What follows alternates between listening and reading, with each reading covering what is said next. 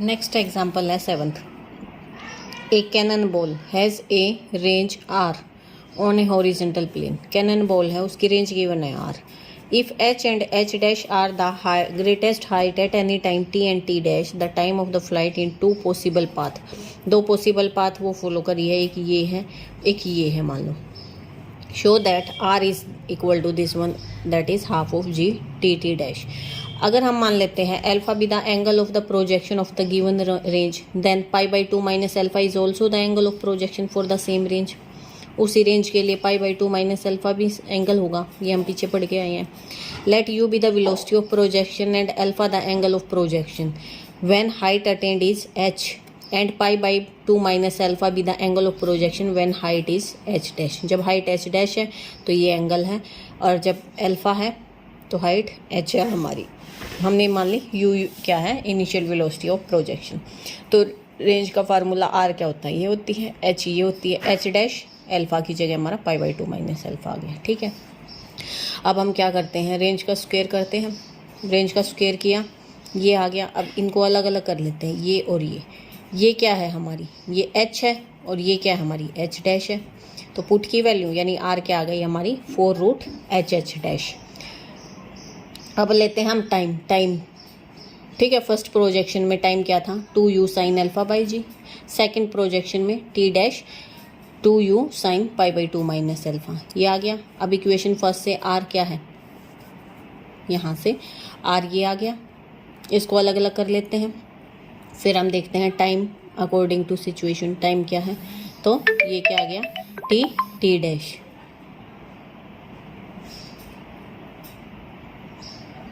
That is r is 4 root h h dash. R इसके भी equal है और आर इसके भी इक्वल है, इसका मतलब आर इन दोनों के इक्वल है, और यही हमें प्रूफ करना था।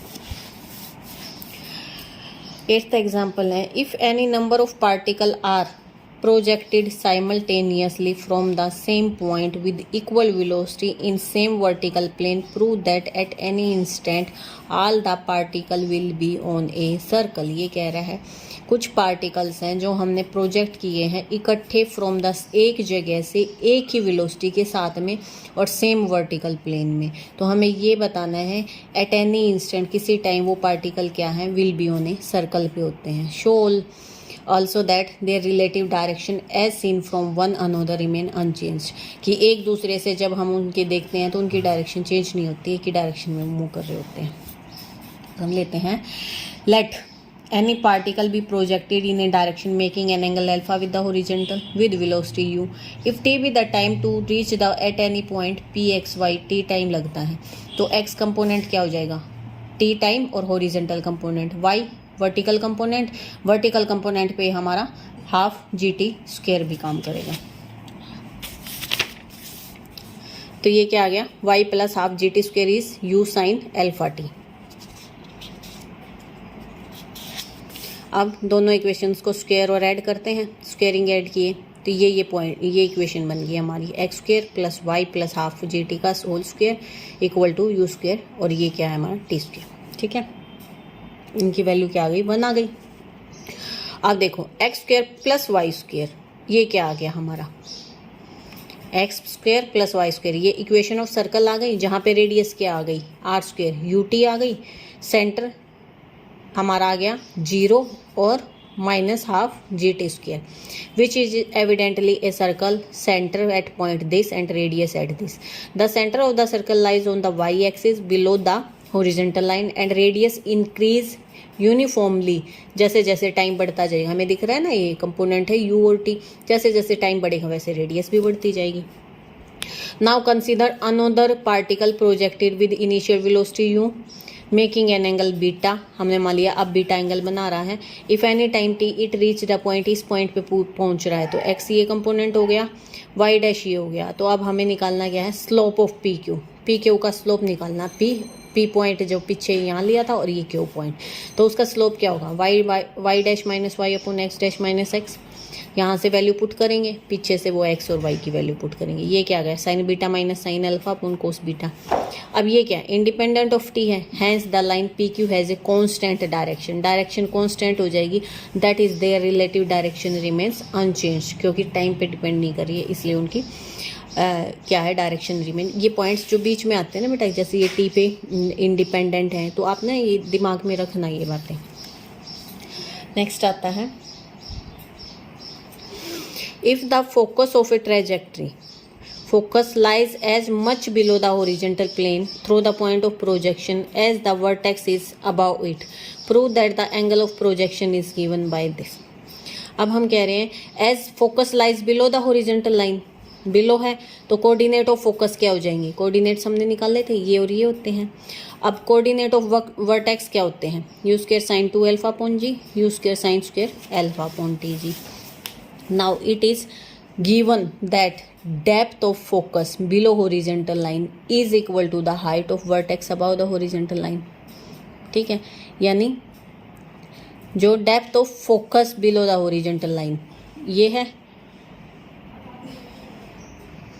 You square cos of 2 alpha by 2g and height of vertex about the horizontal line.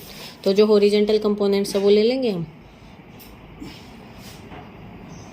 ये वर्टिकल कंपोनेंट लिया, ये हॉरिजॉन्टल, ये दोनों इक्वल गिवन है, ये दोनों इक्वल गिवन है, ये इक्वल इक्वेट किए, तो यहाँ से कैंसिल होके बच गया cos 2 alpha equal to sine square alpha. इसको सिंप्लीफाई किया क्योंकि हमें निकालना क्या है, यहाँ देखो साइन अल्फा निकालना है, तो यहाँ साइन अल्फा क्या आ गया हमारा 1/√3। क्या है 10th, particle are projected from a point O in a vertical plane with velocity root 2gk. Prove that the locus of vertex of their path is ellipse of equation this. Velocity क्या है √2gk।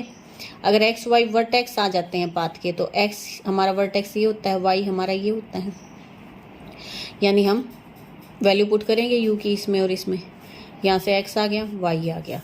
अब equation first को हम squaring करते हैं, x square आ गया, ठीक है, क्योंकि हमें क्या निकालना है, एक्स स्क्वायर चाहिएगा ना हमें ये इक्वेशन निकालनी फिल करनी पूरी, तो हो गया x square is equal to this one, यानी x square is 4k square sine square alpha 1 minus sine square alpha. अब साइन क्या था, साइन स्क्वायर अल्फा, ये इक्वेशन देखो, साइन स्क्वायर अल्फा क्या आ रहा है हमारा यहाँ से, अल्फा इज हमारा y अपॉन में k, y अपॉन के वैल्यू पुट की, इसको सिंप्लीफाई कर लिया, ये क्या आ गया x square is 4y into में k minus y, that is ये इक्वेशन इज इक्वल टू 0। ये हमारा रिक्वायर्ड लोकस था, इसका मतलब ये क्या हो गया एलिप्स हो गया।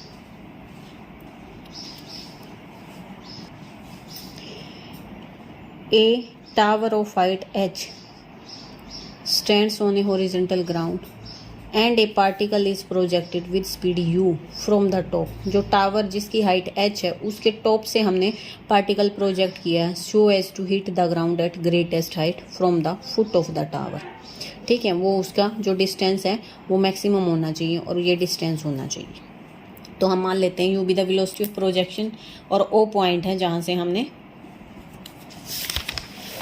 प्रोजेक्ट किया है। ठीक है, ये टावर है, h इसकी हाइट है, o पॉइंट से हमने प्रोजेक्ट किया और ये यहाँ आके मिलता है। ठीक है, अब ये देखो, अब हमें ये पता, हम मान लेते हैं कि ये जो डिस्टेंस है ये x है और हाइट तो हमें पता ही है -h हो जाएगी, तो कोऑर्डिनेट्स क्या हो गए b पॉइंट के x और -h। अब इक्वेशन ऑफ पाथ क्या होती है, y equal to x tangent alpha minus gx square upon 2u square cos square alpha. इसको सेकेंड लिख लिया, सेकेंड को हम 1 प्लस टेंजेंट स्क्वायर एक्स लिख सकते हैं, ये इक्वेशन 1 बन गई। Let the particle strike the ground at B पे स्ट्राइक कर रही है और हमने ए बी को एक्स मान लिया और बी हमें पता ही है, तो कोऑर्डिनेट ऑफ बी हो गए एक्स और -h। अब हमें पता है, देखो इस इक्वेशन में वैल्यू पुट करते हैं एक्स की और वाई की, वाई तो हमें पता है -h है, सिंप्लीफाई कर लिया इसको। ठीक है, डिवाइड करके gx square by 2u square से ये इक्वेशन क्वाड्रेटिक आ गई हमारी टेंजेंट में, which is the quadratic in tangent alpha, therefore है 2 रूट्स। अब real discriminant greater equal to 0, यानी b square minus 4ac greater than 0, 2 roots हैं तो वैल्यू निकालनी हमें। अगर ये ग्रेटर इक्वल टू 0 इसका मतलब ये है, वैल्यू निकाल लेंगे। इसको सिंप्लीफाई कर लेते हैं, ये क्या बन गया हमारा x less than equal to u upon g root u square plus 2g है, इसलिए ग्रेटेस्ट वैल्यू क्या है हमारी ये आ रही है और यही हमें प्रूव करनी है। ठीक है, ये वाला सिंपल है, इसको आप कर लेना, एक्सरसाइज ट्राई कर लेना।